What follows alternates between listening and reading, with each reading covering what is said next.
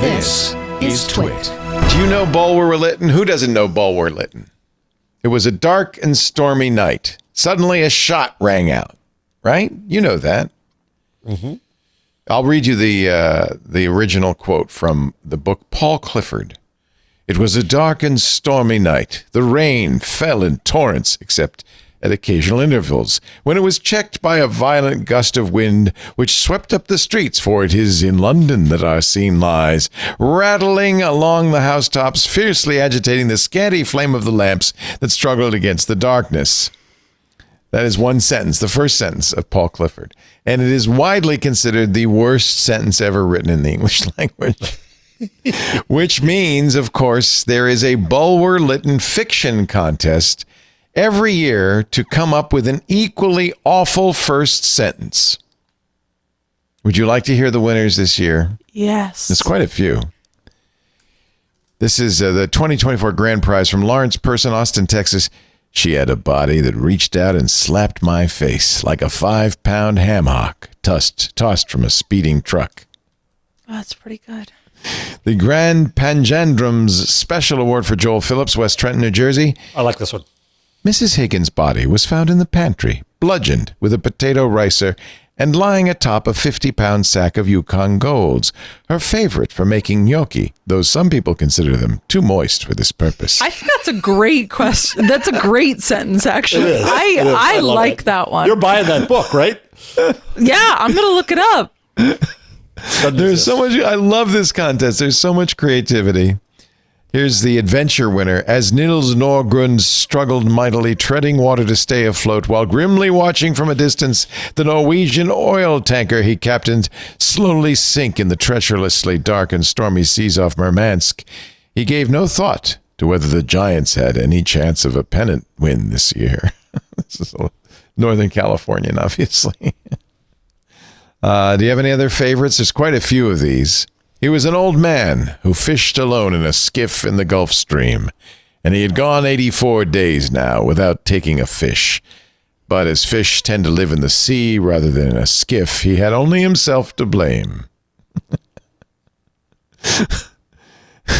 She was poured into the red latex dress like jello poured into a balloon, almost bursting at the seams, and her zaftig shape was awesome to behold.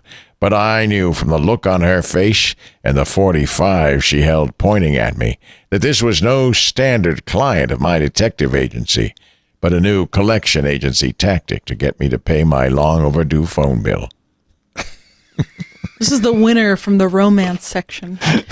If broken hearts were made of simple syrup and shattered dreams were made from white rum, and agony and despair came from a 3/4 ounce of lime juice freshly squeezed and 3 mint leaves respectively, then Mary Lou just served up a mojito cocktail straight from the 9th circle of hell when she told Ricky the baby wasn't his. I think that actually rules. I think that's a good sentence. Oh my God.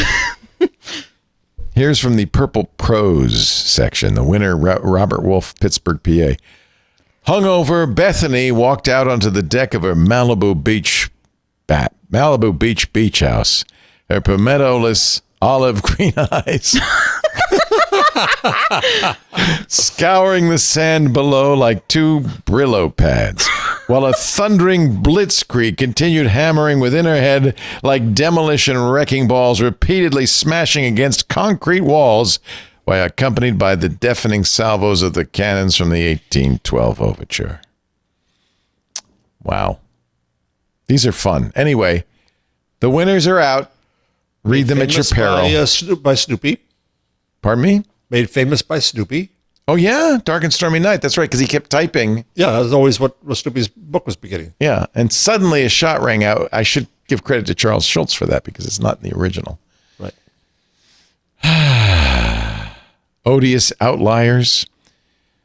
Alexandra Strauss from New York, New York. The road to hell is paved with good intentions, and with precisely this questionable choice of paving material, combined with the ongoing flight of middle-class demons from the urban center of pandemonium proper to more spacious brimstone lakefront homes in its suburbs, that it produced the mess of closures, detours, and gridlock that were making Azazil's commute this morning a living, well, you know.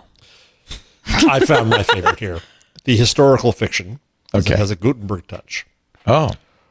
On an otherwise fine spring morning, Helga Totentanz learned in an exceptionally hard way that whatever they might have told you in hospitality school up in Cologne, as a serving wench in Mainz's finest inn in 451 AD, you don't greet a battle-weary and obviously stressed general named Attila, fresh from crossing the Carpathians at the cost of 10,000 or so men, with an overly cheery, "Hi, hun."